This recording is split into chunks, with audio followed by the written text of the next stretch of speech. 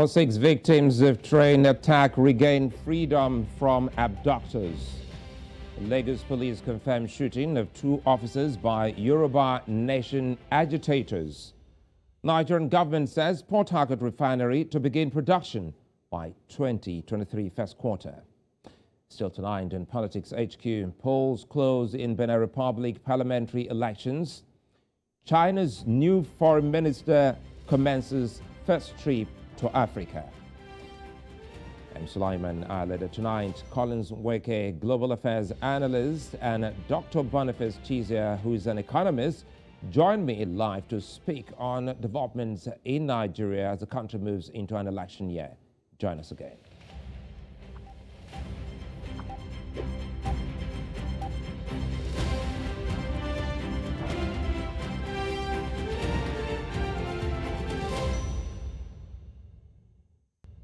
Well, Nigerians in the diaspora community are one of the strongest in the world. They have a high political impact back home, as seen in the desire of politicians to travel abroad to sell their dreams to their fellow citizens outside the country's shores.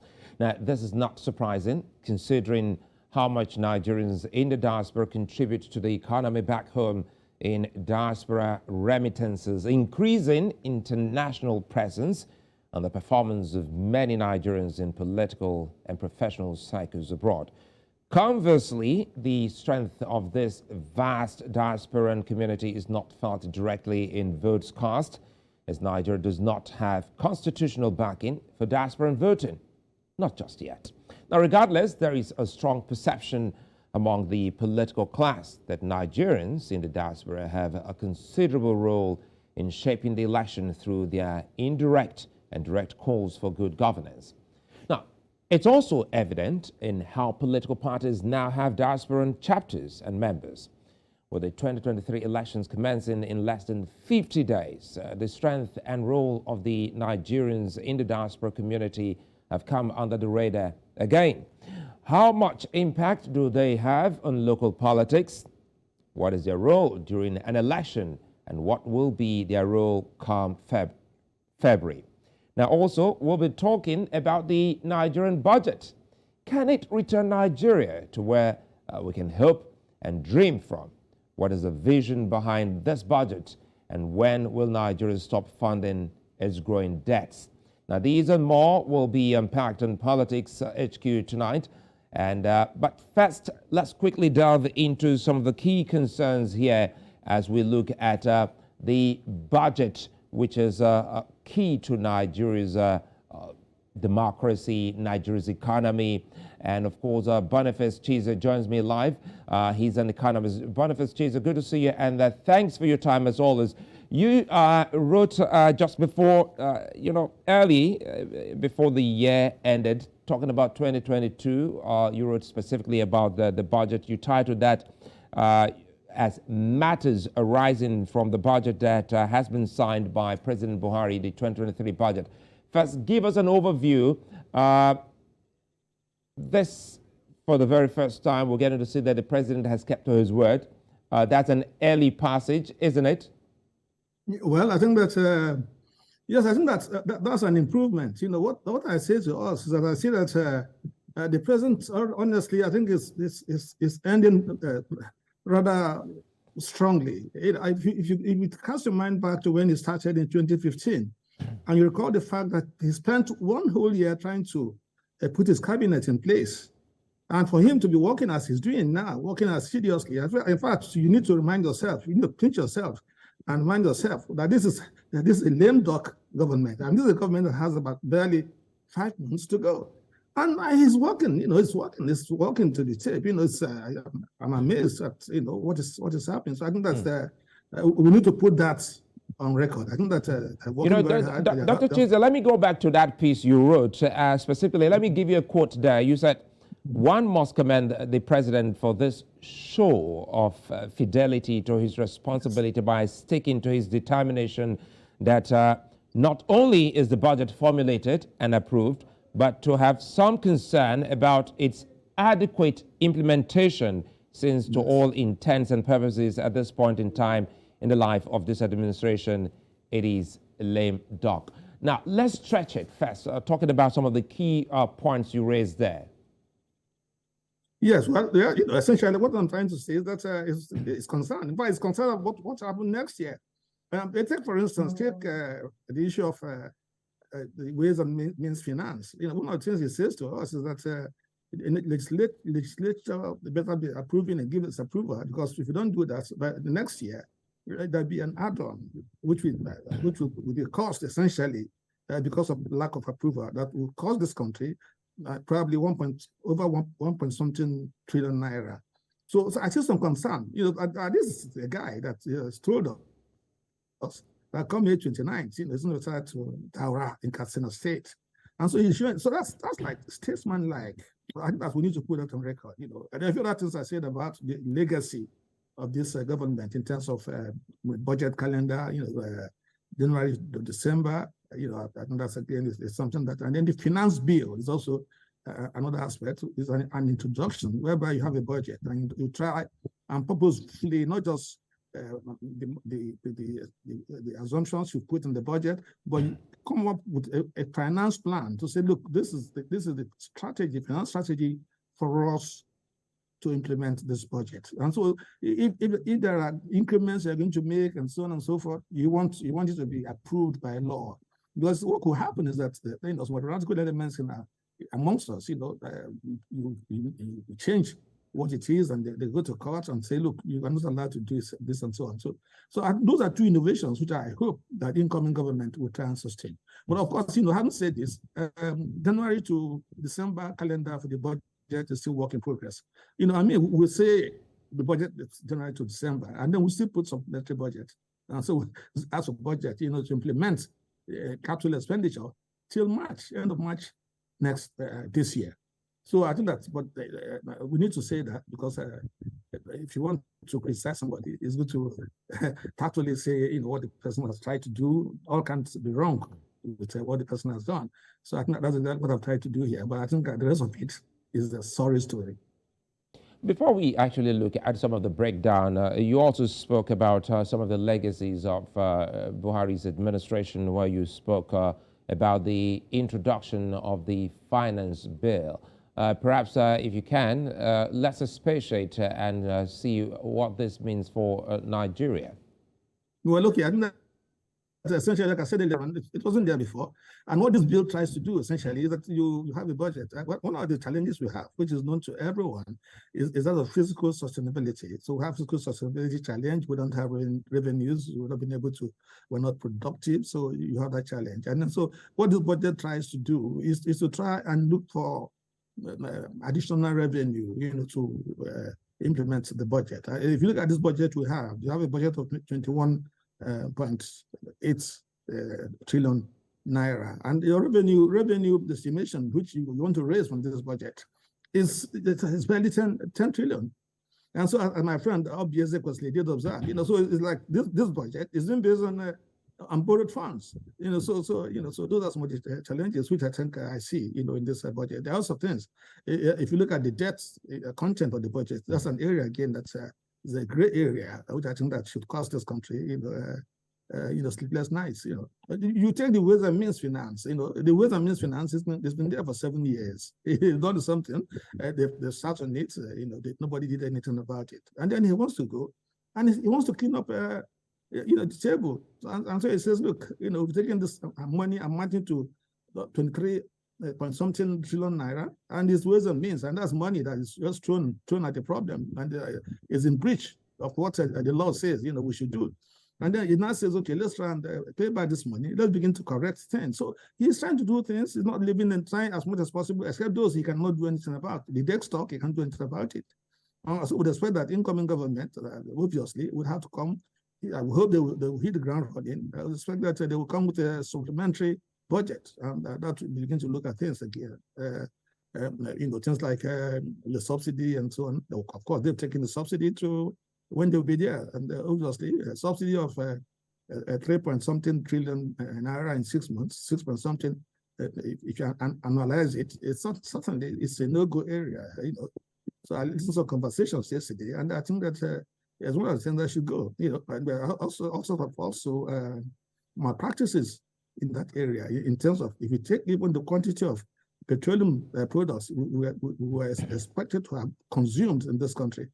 And if you look at it historically, it's difficult to justify. And so what you're seeing there, that lots of practices, and lots of diversion, there are lots of products being taken across the border, and so on and so forth. So we must bring corruption. We must deal a death nail to corruption in this country. Otherwise, we are not going anywhere.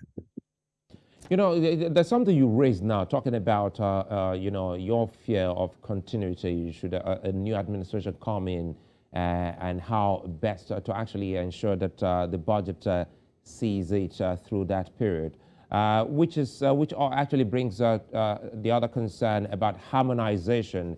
Time without numbers, sometimes you get to see that the National Assembly is almost, well, being appeased by the executive arm of government, asking that just allow this pass and we'll see how we can actually fine-tune this. Now, what does this actually mean in the overall, you know, economy of Nigeria, looking at it from the politicians having a hand in the passage of our budget?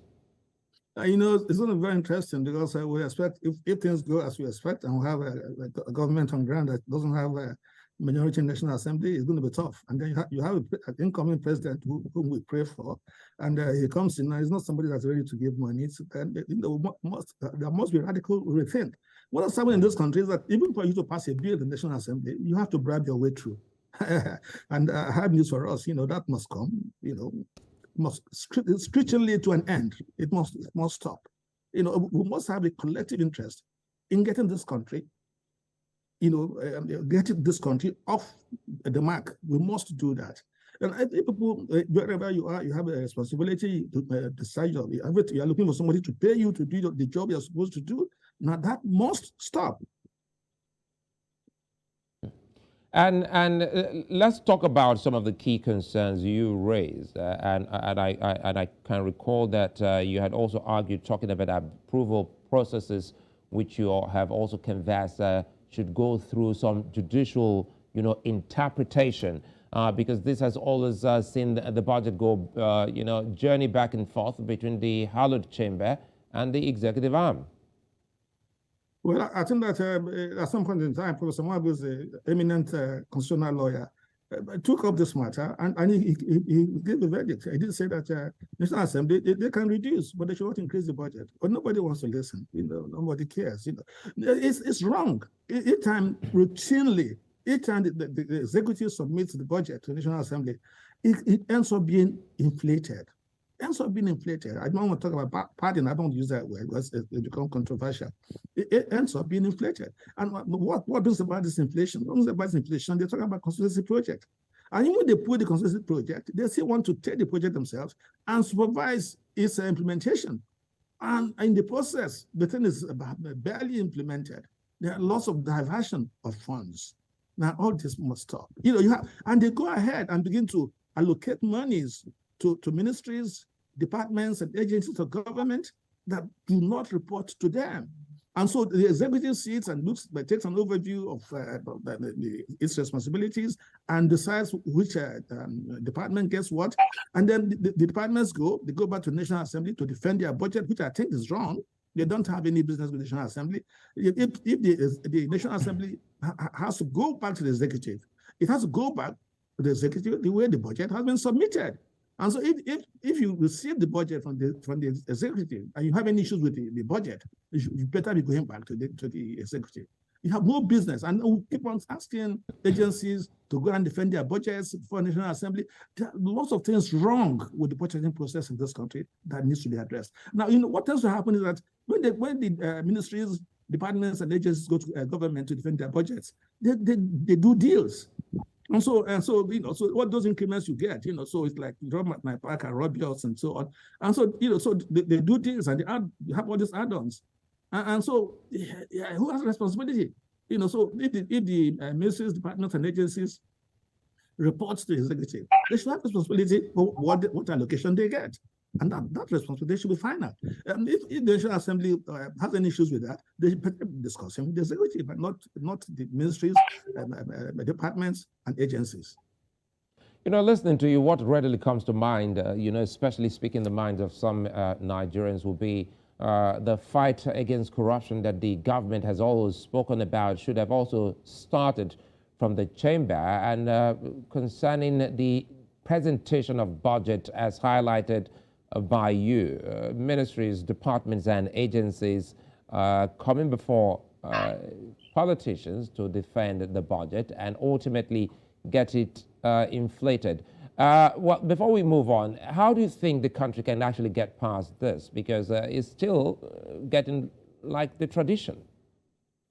God loves this country. We have an answer, on our hands. Is for us to make sure that we don't let it go back. I think that it's obvious. We have a candidate who might think that we do the job. So I mean, you can't change the narrative if you have the same settings. So you can't change narratives. You have the same players. You can't change narratives. You have the same people who have been tainted, by the same brush, of corruption. You can't. And so it's not about region, about religion. It's not about whether the person is tall or short. No, we are talking about really. Let's look at the antecedents. Let's look at the records, and let's for once, prioritize, the interests of this country. Let us prioritize the interests of Nigerians yet unborn. Let's prioritize the interests of the youths of this country. And I hope that the youth at this point in time will stand up for them to be counted. The country just didn't witness the 2023 budget. It also witnesses, the supplementary budget to allow the implementation of the outstanding capital projects up to March of this year. What does this mean? For me, as far as I'm concerned, I think that the president has done very well. But I think, as I said in my article, which I did, I think that this area is an area that should have been left for the incoming government. I mean, you're talking about floodings and the way the floods have affected agricultural productivity and so on. Yeah, okay, that's good. But then, by June, by March, you have barely 2 months. In fact, one is surprised that you still have the president, the executive still has the presence of mind, the attention to be able to attend to these issues. So one is surprised that the president himself is not overly now engrossed in campaigns and so on. So I think that's, like I said, we get improvements. I think that's an area that should have been left for. I think what happens is this money will be released, the budget, the mentality of the public servant is they're looking for the budget. We don't have budget. I get the budget. I want to spend the budget. And to spend this budget for them to be able to divert some funds, take care of themselves. I think that's going to be more pronounced if you know, for instance, that by come May 29th, that you're not going to come back to the house and so on and so forth. So, and given the values you bring to the table, we're not expecting any changes. And so the spread that has going to be looting is going to be massive. So if you ask me, I think that's an area that it should be delayed. So supplementary budget, I said, what for? I wouldn't approve it. But if I approve it also, if the president wants to help this country, then he should delay, he should slow down implementation in that respect. Because it's going to be implemented, and there's going to be so much pilferage, so much diversion. So a leopard doesn't change its response overnight. So we don't expect to have any changes. We know what values we brought to the table over the years, and then we know what the expectations are. So we don't expect somebody that's going to go in 3 months' time. Right? We begin to have values that is never exhibited, all this while. So for me, I think that's an area that should be played down. But it depends on the president, whom to a large extent I think his values a lot more better than that of most around him. Yeah, I mean, he has some shortcomings, but I think that his values are better, largely better than that, those who surround him. Dr. Chizea, is there anything wrong in having a biannual budget or a budget that takes care of the country for a 4-year period instead of the yearly ritual we witness in Nigeria?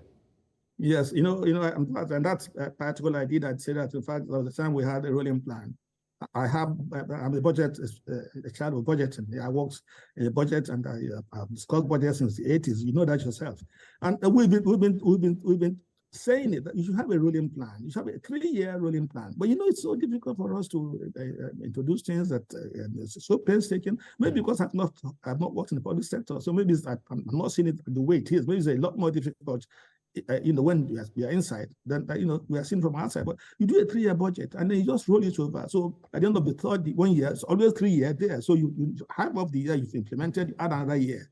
And what that does to you, most capital expenditure, there are very few capital expenditures that could be contained within the calendar year. So that's the challenge. And so if you have a ruling plan, now you don't seek for any approval because the implementation is ongoing. So it's a part of the budget. So we've done this. We have second Niger bridge. We've implemented up to this point in time, up to this point in the project, and we'll just continue. We don't go back to ask for additional allocations and so on and so on because the monies have been allocated.